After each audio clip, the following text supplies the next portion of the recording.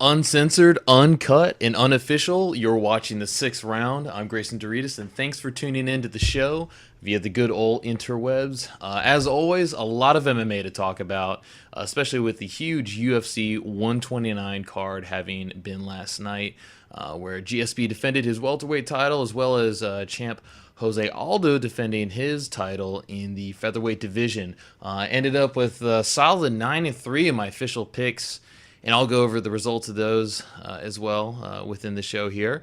And hey, to watch, comment, tweet, or Facebook during the show, just head on over to www.6th-round.com/show. That's 6-round.com/show. And I've got the Ustream player embedded in there, as well as some links to the YouTube channel and where you can find me on Twitter and Facebook.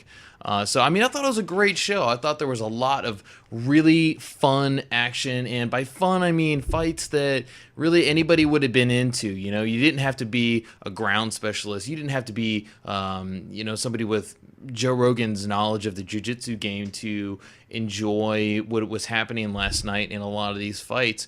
You could have been a mainstream newcomer to the sport and have really had a blast catching all of these fights last night.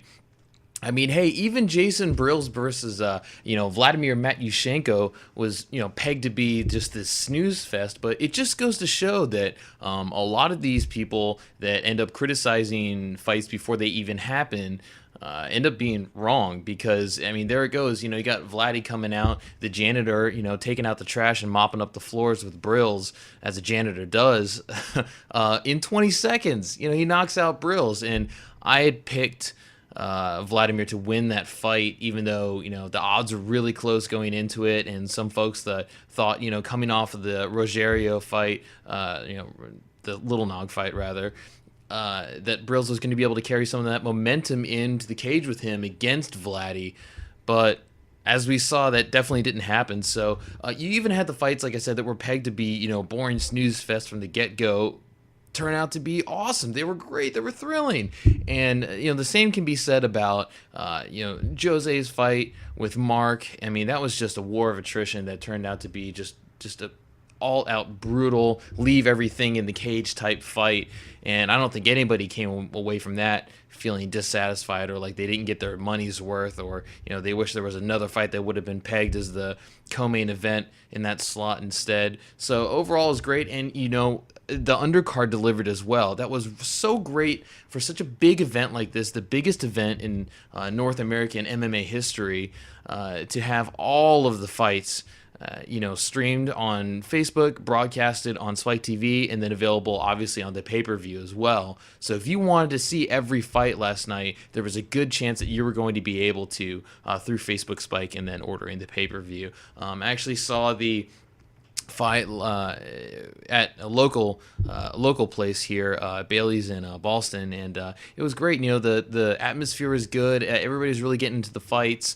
You could tell there were some folks that really didn't know too much about MMA that were there to see George, because GSP is such a big name, and I was really happy to see that the overall atmosphere was so, I guess, really kind of engaged with the broadcast throughout the course of the night, because fights like Vladdy's fight, and then also the Couture fight, seeing Machida come back and regain his form there, getting the win column, that was kind of just really building this momentum, this excitement that carried all the way up until the main fight, which people were a little bit disappointed about. We'll get into that later. But overall, definitely, I would say I felt the excitement myself, obviously, but saw that in other folks as well. And, of course, everybody I watched with was just loving it. Kyle, Luke, Matt, Stefan, it was a good time. We had a blast, and I think that 129, it was such a big event, not just from the fighters on the card being making it a quality event, but 55,000 people selling out, the arena. I mean, Rogers being packed with MMA fans. That's big for the sport. It's big for the UFC. It's big for all the guys that had good performances on there, and even the guys that may have come up on the short end of the stick last night and didn't win, but had a great outing and gained a lot of fans, like Mark Hominick, and then you've got guys that did win, like Pablo Garza with his crazy flying triangle, come from behind win against Yves Jabouin. And even though he wasn't the hometown favorite, he came out there, put on a show, kept his wits about him. And I'm sure, I mean, his name is going to be floating around, and that highlight's going to be played quite a bit over the coming months. So there's a guy that's trying to move up from the undercard and get some more exposure, perhaps on Spike TV or a Versus event, and really benefited from just the size of that event. So as these events get bigger and there's more exposure, I mean, you're going to be seeing, I think, just this kind of cohesiveness to the overall product that's going to appeal to perhaps some of the newcomers to the sport, as we saw it last night, or at least as I saw last night. But as I said, I went 9-3 on my picks. Not that that's what I really focus all of my energy on, but it's something I've been trying to put out there a little bit more, because I had been building a pretty good win streak there in those picks and predictions, and I gotten some pretty quality feedback and been asked to put that a little bit more prominently on the site. So out of 12 fights, got 9 right, and out of those 9 correct win-loss picks, I had 5 predictions correct in those 9 with how the fight would end, whether that be by TKO, submission, or split/unanimous decision. So hey, I mean, that's makes me happy. It's good to know. I'd rather have 9-3 than 3-9. That's for sure. And I'd also like to mention, I didn't go over this at the top of the episode here, but always feel free to send in any picks that you have, or if you don't or rather you disagree with the pick that I have, or you just have a comment on maybe a prediction on how a fight's going to end, and you have a little bit to add, please leave a comment, or get at me on Twitter, send me a Facebook note, or shoot me an email. I'm more than happy to include your comments and opinions on the broadcast as well as the site, or go ahead and engage with you in some discussion on Twitter. And I'd like to hop back to that Vladimir fight just for a bit there. I know I harped on it at the beginning here, and it was a fight that ended quickly, and folks weren't talking about much leading up to the event. But really, that's a great example of, I would say, the quality of competition raising in these events, particularly a big event like this, where Joe Silva is doing work to really put talent together in these matches that have a really good chance of producing fireworks and just really great fights, no matter who wins. And that's what we saw last night. It's kind of the reason I'm trying to get back to this Vladdy fight is that I think there's a correlation that you can make with guys like Vladimir, guys like Royce Gracie, and Royce is trying to get on the UFC Rio card apparently, from what I've been reading and hearing. Ariel Helwani at MMAfighting.com had a great interview with him prior to the UFC 129. So go over there and check out that video interview if you want to see what Royce is saying about possibly fighting in the UFC Rio event this summer.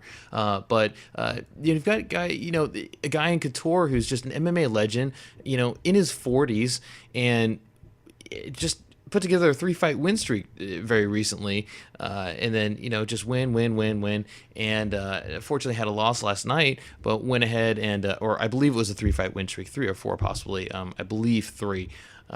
Most recently the James Toney win prior to the Lyoto Machida fight last night. But I think that's encouraging some guys to treat their bodies as well as they can, keep training, and, if they're putting together these wins, thinking, hey, you know what, I can do that too, or at least encouraging themselves to go for that and see where they are when they're 40, 41, 42, 43, even, as old as late 40s.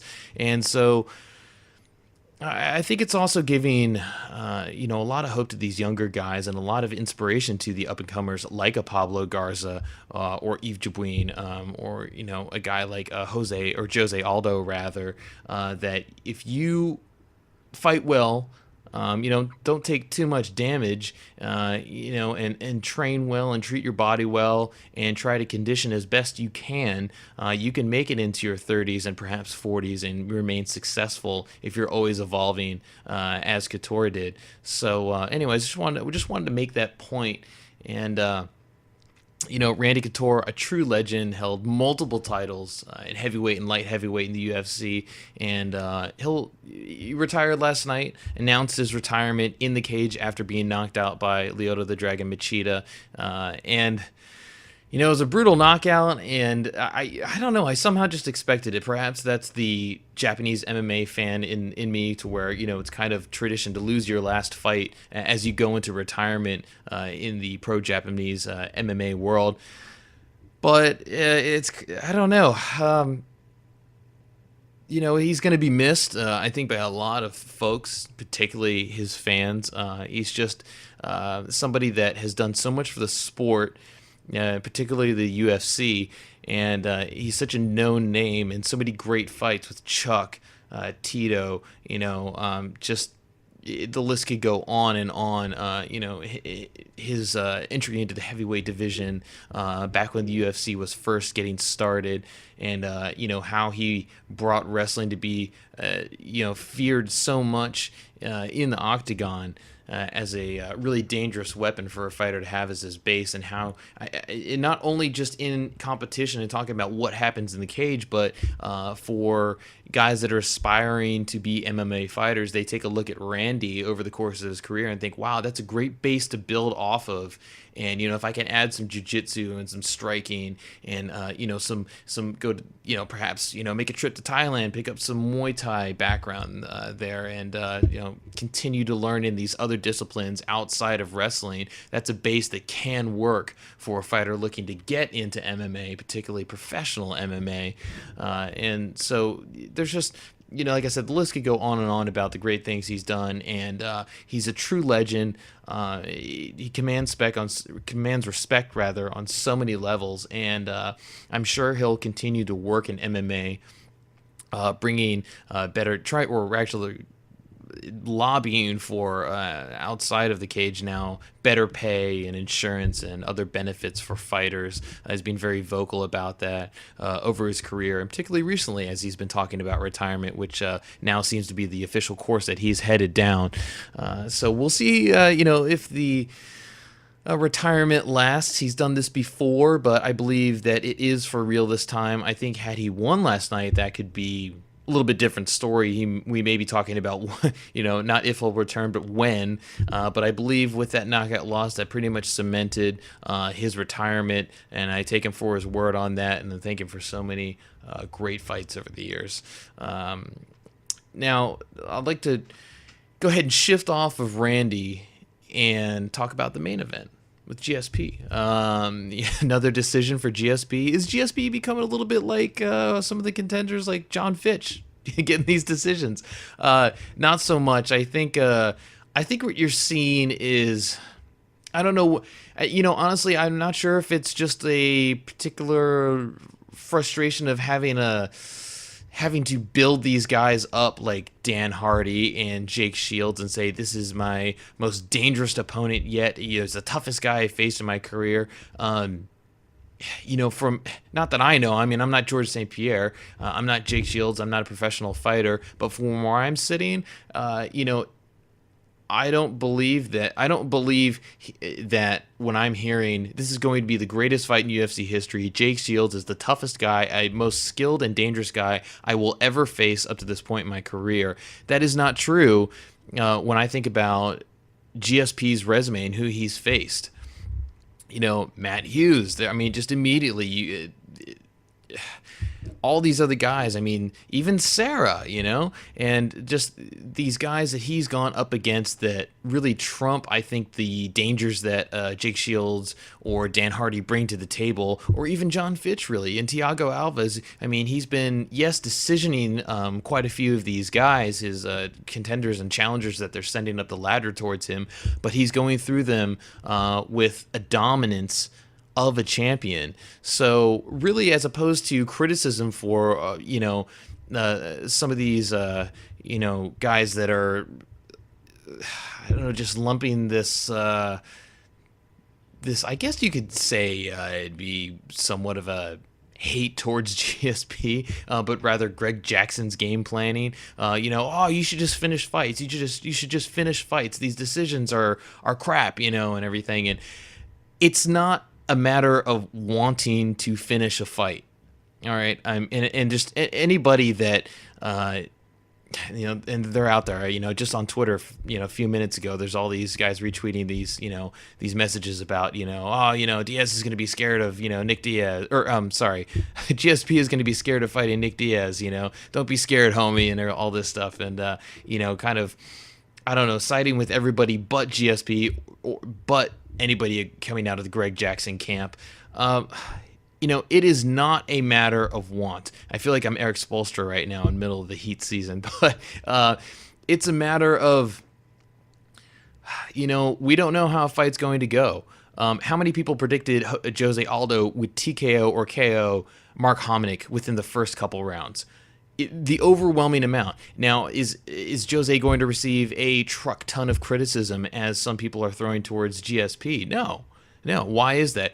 I think with GSP, you have a fighter rather, that has been very honest about his career up until this point. He's honest about what he needs to work on. He's honest about what he's had to overcome to really build the mentality of a champion and continue on as a champion, and what it takes for him to continue at such a dominant, high-performing level in the sport of MMA.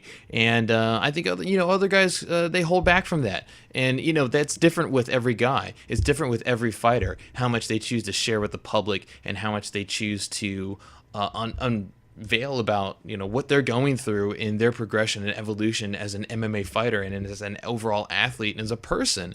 And GSP has let us in quite a bit as fans into what he's doing. 3 primetime series now. 3 of those he's had, and we've gotten quite an in-depth look into what he's doing in training, what his life is like outside of MMA, and then outside of the cage, during camp, outside of camp, family. So I think what you have right there is perhaps folks that just want to change and maybe don't like to see a dominant champion. But in any case, I believe the discussion should be geared towards who's he going to fight next, as opposed to, oh my gosh, another 25-minute unanimous decision against another challenger that's been disposed. Is GSP defending his title the worst thing that could have happened in that fight? If that's how somebody feels, they're either in the Jake Shields camp, or just for whatever reason, maybe perhaps they're not as handsome as George and feel a little bit threatened by his stunning good looks. Who knows? But in any case, Diaz is a clear option, and I think it's a good option. That fight markets itself, and then it's going to do something for the UFC being able to promote Strikeforce, their sub-brand, or rather sister promotion, right now. It's similar to what happened when they were promoting Jake Shields for this fight on Countdown and Prime Time. And, you saw a lot of Strikeforce footage in there. Gil Melendez got some coverage in those in the Countdown and Prime Time. And the Strikeforce brand was mentioned quite a bit. Now that Zuffa owns Strikeforce, you're going to be seeing more of that. And if they were to promote Diaz, all of his recent fights are in Strikeforce, or were in Strikeforce, and that's going to give a bit more exposure to that brand, that promotion. And so that's an added benefit of promoting Diaz leading up to a GSP fight. Also, Diaz is probably the most dangerous guy that they could give GSP at this point. Who else is there, really? Are we going to feed him Koscheck again? Are we going to feed him Fitch again? Are we going to feed him Alves again? You could do that. Would the result be fairly the same? I believe so. And pretty tough to, market matches that were just finished off in such a dominating manner, even if it was a decision. So, I mean, really, when you take a look around, Nick Diaz, am I right? Nick Diaz, I believe, is what is next, or rather what could be next for GSP. And boy, I think the marketing efforts for that could be pretty smooth sailing. Nick is what you, I guess, could say is a controversial figure in MMA. But he's somebody that does not put on a front. I guess you could say that in terms of personality, GSP and Nick, they're very different in a lot of ways, somewhat of an antithesis of each other at opposite ends of the spectrum. But, then again, there we go. That's another thing that could make this fight, especially leading up to it, that much more interesting. You got guys that have followed Diaz for a long time, even back when he was in the UFC. I mean, mind you, if you're a newcomer to the sport, or you have not been following the UFC or Nick Diaz for quite that long, he has fought in the UFC before. His brother Nate just fought last night. Dana maintains a relationship with the Diaz brothers and has commented many times that he has a positive relationship with these guys. Wishes Diaz was toned that kind of bad boy attitude down a little bit. But really, that's somewhat of the aura of Nick Diaz. And boy, when you've got, fire and ice colliding, particularly in the octagon and leading up to a fight, that's gonna make for a lot of a lot of excited fans. So in any case, that would be a fun fight to see for him next. And hey, we'll see if it happens. Keep our eyes on the interwebs. Am I right? So in any case, hey, thank you for tuning in tonight. I really appreciate it. And as always, you can get at me, as the cool kids say, or like I would say, you can message me on Twitter, and that's going to be 6round on Twitter at 6thround, or twitter.com/6thround rather, and also trying to get up to 25 Facebook followers on Facebook. I got a fairly new Facebook page. Need to get to 25 before I can give that proper 6round name. So help me out. tinyurl.com/6round FB. That's tinyurl.com/6throundfb. And I am uploading these live videos edited, add a little background, some links, little jazz to them, if you will, up on YouTube. And so if you can't catch the live broadcast, or you have and you'd like to see it again, go ahead and subscribe to my channel. That's youtube.com/Senior MMA. That's youtube.com/SIGNORMMA, and choose the option to be emailed every time I make a new upload, and you'll get a notification when a new episode of the 6th round is put on the site, and that's coming at you at high def 720p. Hey, this all stems from the site, which I started a couple years ago, and that's you can find it online at www.6th-round.com. Once again, the site where you can find articles, opinion, news, MMA results, everything you can think of with MMA, including these videos right here uploaded. That's going to be www.6th-round.com. So, hey, folks, I hope you enjoyed UFC 129 just as much as I did. This is Grayson Doritas for the 6th round. Over and out.